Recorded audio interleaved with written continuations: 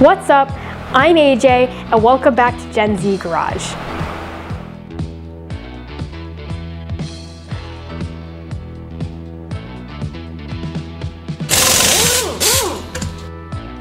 Last we left off, we were talking about the problematic areas in the Fiero and what to look for when buying a Fiero.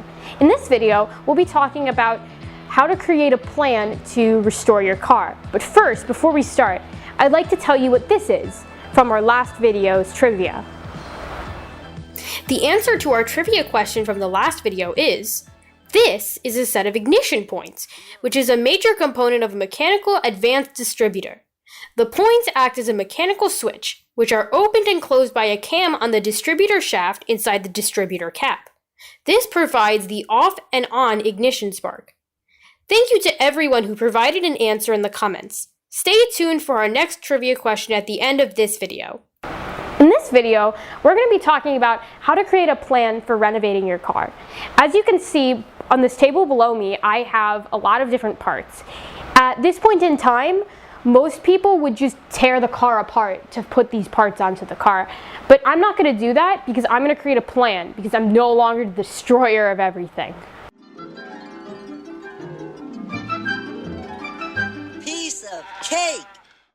There are two types of restorations. The first is a frame off or body off, in this case for this car, or a working restoration, which is what I will be doing. Unlike a frame or body off restoration, a working restoration, as it is called, maintains the integrity of the car throughout the entire restoration process. It is not a concourse or complete restoration, but is meant instead to completely rebuild the car by focusing on individual systems within the car independently. Part of doing a proper restoration includes having the correct documentation, which is why I got the 1985 Pontiac Fiero service manual. The original factory service manual serves as the official and complete technical manual for the Pontiac Fiero. It's referred to as the factory service manual because it was written directly by the Pontiac engineers at General Motors. The original is no longer available from GM. However, you can purchase a perfect reproduction online. I purchased my copy from the Motor Bookstore. The Motor Bookstore offers all of the original factory manuals for Pontiac, as well as other makes and models. The manual includes wiring diagrams, pinouts, torque specifications, and detailed information on repairing and servicing your Fiero. There are two other very helpful repair manuals that I highly recommend: the Haynes Repair Manual, as well as the Schulten's Repair Manual. Although the Haynes and Schulten's manuals are not nearly as comprehensive as the factory service manual, they offer diagrams, pictures, and step-by-step instructions for repairing or servicing all major components of the Fiero. No matter how awesome you think you are, I highly recommend using one of these manuals to help you through your restoration journey. Planning for a successful working restoration should include 3 important steps: cleaning the car and performing inventory, inspecting the car for issues, and prioritizing the repairs. Step 1. Performing inventory and cleaning the car. A new project car may often come with service records and spare parts. A good cleaning will often reveal important parts hidden throughout the car that have been either removed and stashed or fallen and lodged behind the seats. Some of what you'll find will be useful, but some of it may be downright silly. It's all part of the car's history.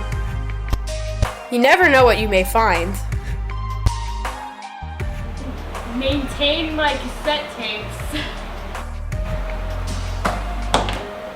Incidentally, my Fiero came with a large Tupperware bin full of spare parts.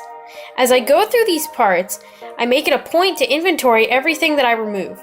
One of the most costly mistakes you can make is buying parts when you don't need them, when you already have replacements in your inventory. Keeping track of what you have can prevent this. Not everything will be useful, and it's important not to always keep everything. You also want to make sure you don't get rid of parts that you may need later on, so be diligent about what you keep. Finally, if your vehicle came with service records, this can help build a picture of your car's history, where it's been, who's owned it, and identify any potential prior issues. In addition to a lot of handwritten notes and lots of service records, the vehicle also included a personal note from one seller to the previous owner. The original owner took very good care of the car and even asked that he make sure his baby is cared for. Don't worry, man, I got this.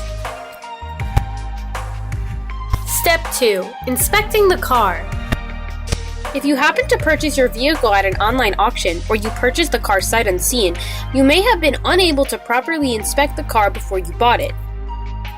Otherwise, you may already have a pretty good idea of some things you'll need to fix. Now that you own the vehicle, it's important to go through the car with a notepad and write down anything you might find that may need fixing.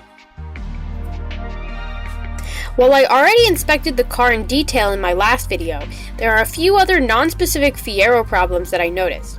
One of the more glaring issues is a misalignment of the rear driver's side tie rod.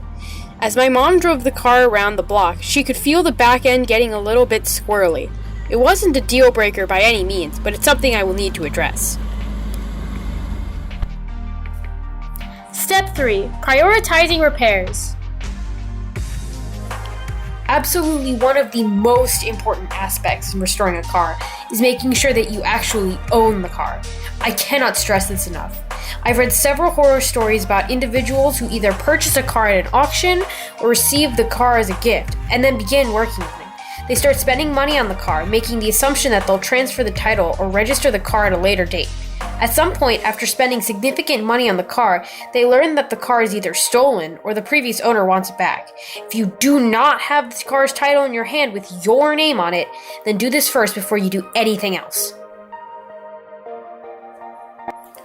With this out of the way, it's important that you begin prioritizing repairs. Remember, this is going to be a working restoration, which means I'm going to service or replace every system on the vehicle separately, so the car should still run in between projects. I've decided to prioritize repairs in order of safety. The first system I'm going to work on is the fuel delivery system. This is to make sure that the car doesn't go boom and that I survive to live another day, that I haven't just completely wasted my money. This will be done in 3 parts. First, I'll be dropping the tank, replacing the fuel pump and sending unit, followed by the next video where I replace the hard lines. These lines have flexible joints between the engine and body that can get brittle over time, so they will need to be replaced. Finally, I'll be rebuilding the throttle body and replacing the injector. After I redo the entire fuel system, I'll focus on the brakes, likely replacing the brake lines, pads, inspecting the rotors, and bleeding the system. Next, I'll fix the suspension and steering issue. Finally, you may be asking yourself, why would I replace parts that are already working? The old adage, if it isn't broken, don't fix it. While this is generally good advice, this is my first car, and I want to make sure that it's not just working, but that every system has been completely restored to new condition. I don't want to have to do things twice, so I'm going to do it right the first time. As I go through these initial safety and priority issues, I intend to clean up, sand, and paint any areas that I find are rusty or dirty. It's always bothered me when I watch some of these car shows where they start wrenching on a car and leave it as dirty as they found it. They don't do this on All Girls Garage, and I won't either. Thanks for watching. If you enjoyed this video, make sure to leave a like and subscribe before you go so you can see the progress of me renovating this car. In the next video, we will be dropping the fuel tank and repairing the sending unit and fuel pump. But before we go, I want you to tell me what this is.